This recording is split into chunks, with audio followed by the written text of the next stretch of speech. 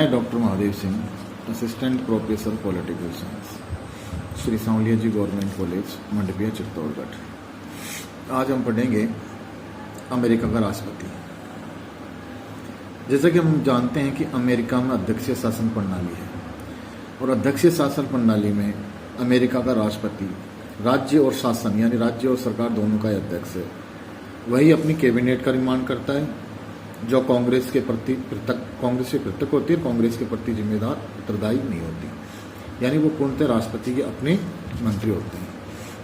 राष्ट्रपति, उपराष्ट्रपति और कैबिनेट के मंत्री मिलकर संघ की राजनीतिक कार्यपालिका का निर्माण करते हैं। इसके अतिरिक्त अमेरिका में स्थायी या अराजनीतिक कार्यपालिका भी है जिसे नौकरशाही कहा जाता है। अमेरिकी की संवैधानिक व्यवस्था में राष्ट्रपति सबसे शक्तिशाली और सबसे महत्वपूर्ण पद है। राष्ट्रीय एवं अंतर्राष्ट्रीय क्षेत्रों में ऐसे आश्चर्यजनक परिवर्तन या विकास हुए जिन्होंने राष्ट्रपति को संघ की सत्ता का केंद्र बिंदु और राष्ट्र की एकता का प्रतीक बना दिया। कभी कभी तो यह भी कहा जाता है कि अमेरिका का राष्ट्रपति निर्वाचित राजा है। अब हम बात करते हैं अमेरिका के राष्ट्रपति के कार्यकाल, उत्तराधिकार और उसका निष्कासन या उनको पद से कैसे हटाया जा सकता है। तो हम जानते हैं कि अमेरिका के राष्ट्रपति को वहां का मतदातागण 4 वर्षों के लिए चुनता है। आरंभिक में कोई ऐसा प्रतिबंध नहीं था कि राष्ट्रपति कई बार भी चुना जा सकता था, परंतु 1951 में 22वें संविधान संशोधन के बाद यह प्रावधान कर दिया गया कि कोई भी व्यक्ति अधिकतम 2 बार अमेरिका का राष्ट्रपति बन सकता है, अर्थात वह 8 साल तक ही अमेरिका का राष्ट्रपति रह सकता है। एकमात्र रूजवेल्ट थे जो 4 बार अमेरिका के राष्ट्रपति चुने गए। वर्तमान में डोनाल्ड ट्रंप अमेरिका के राष्ट्रपति है।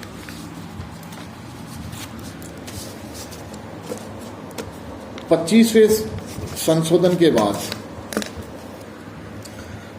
25वें संविधान संशोधन 1967 के बाद राष्ट्रपति के उत्तराधिकार के संबंध में कुछ नियम निर्धारित किए गए हैं। पहला तो यह है कि राष्ट्रपति की अगर मृत्यु हो जाए अथवा वह अपने पद से त्याग पर दे दे तो ऐसी स्थिति में उपराष्ट्रपति राष्ट्रपति का पद ग्रहण करेगा और राष्ट्रपति के कार्य और दायित्वों का निर्वहन करेगा। यदि उपराष्ट्रपति उपलब्ध नहीं है तो राष्ट्रपति किसी भी व्यक्ति को उपराष्ट्रपति मनोनीत कर सकता है, परंतु इस मनोनयन को कांग्रेस के दोनों सदन अर्थात सीनेट और प्रतिनिधि सभा से पारित होना आवश्यक है, यानी उनकी कांग्रेस की सहमति आवश्यक है। अब हम बात करते हैं राष्ट्रपति का निर्वाचन। जब हम राष्ट्रपति के निर्वाचन की बात करते हैं तो हम जानते हैं कि अमेरिका का राष्ट्रपति 4 वर्ष के लिए चुना जाता है। तो इसके अमेरिका के राष्ट्रपति पद के लिए क्या योग्यता होनी चाहिए? तो 3 मोटी मोटी योग्यता हैं जो राष्ट्रपति के लिए पद के चुनाव के लिए अति आवश्यक है।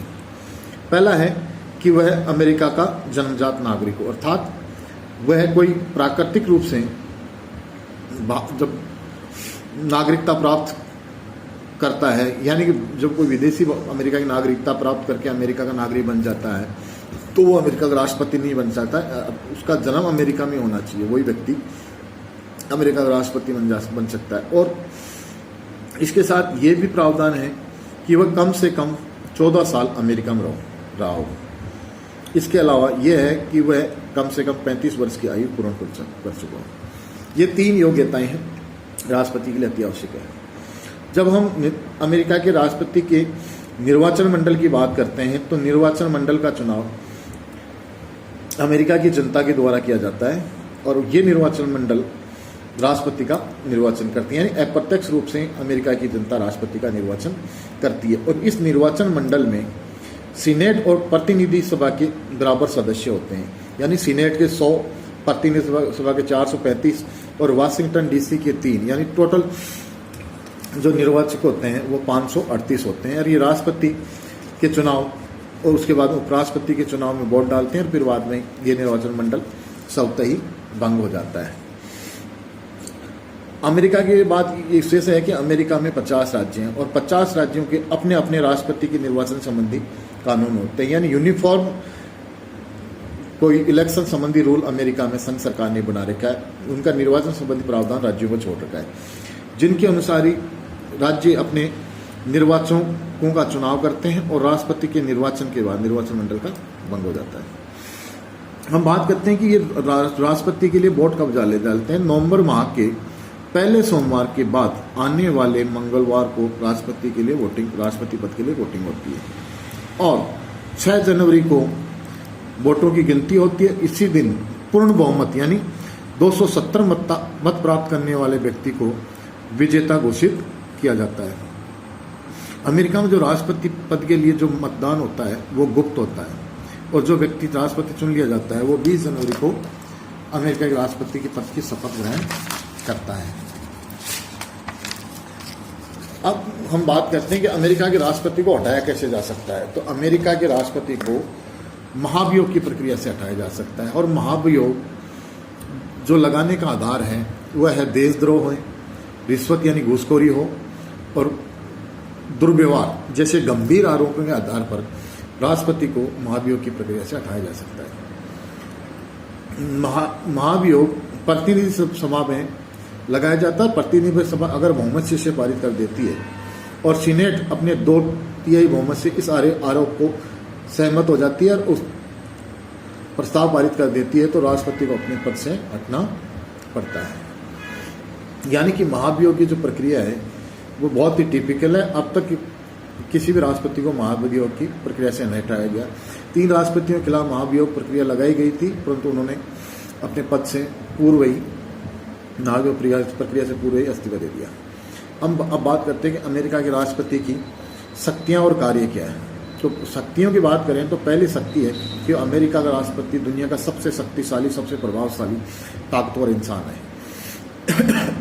जब हम बात करते हैं उसकी शक्ति और कार्यों में तो पहला है प्रशासन संबंधी कार्यों की बात करें तो इसमें है कि अमेरिका की में जो कांग्रेस है वो जो कानून बनाती है, एक्ट्स पारित करती है और न्यायालय अपने जो डिसीजन देते हैं उनको लागू करवाने का काम राष्ट्रपति का होता है। यानी कि कानूनों और न्यायिक निर्णयों को एज इट इज लागू करवाने का कार्य राष्ट्रपति का है, यानी वो उसके कार्यपालिका दायित्व में वो आता है। इसके साथ राष्ट्रपति कई प्रकार की प्रशासनिक नियुक्तियां करता है।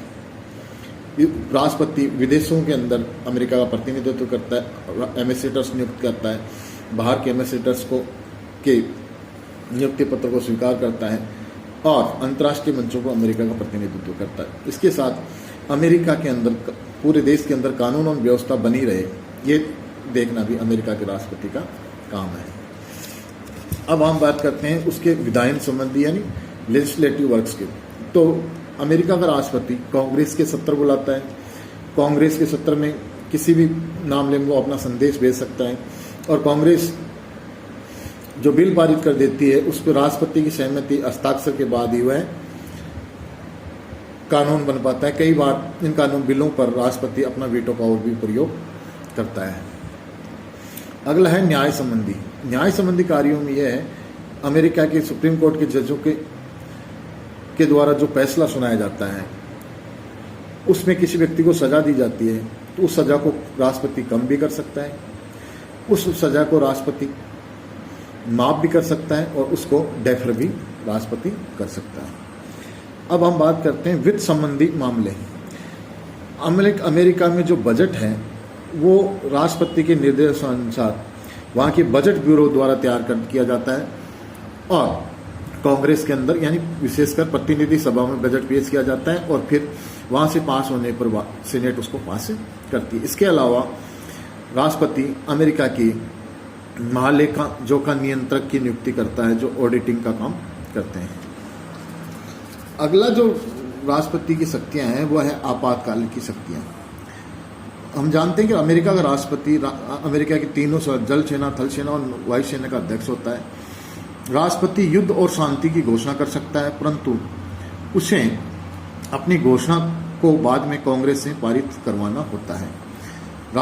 अमेरिका के राष्ट्रपति के लिए कहा जाता है कि राष्ट्रपति भवन यानी व्हाइट हाउस देश का सबसे ऊंचा मंच है। यानी इसका मतलब ये हुआ कि अमेरिका का जो राष्ट्रपति है वो वहाँ का सर्वोच्च है और दुनिया का सबसे प्रभावशाली, ताकतवर इंसान है।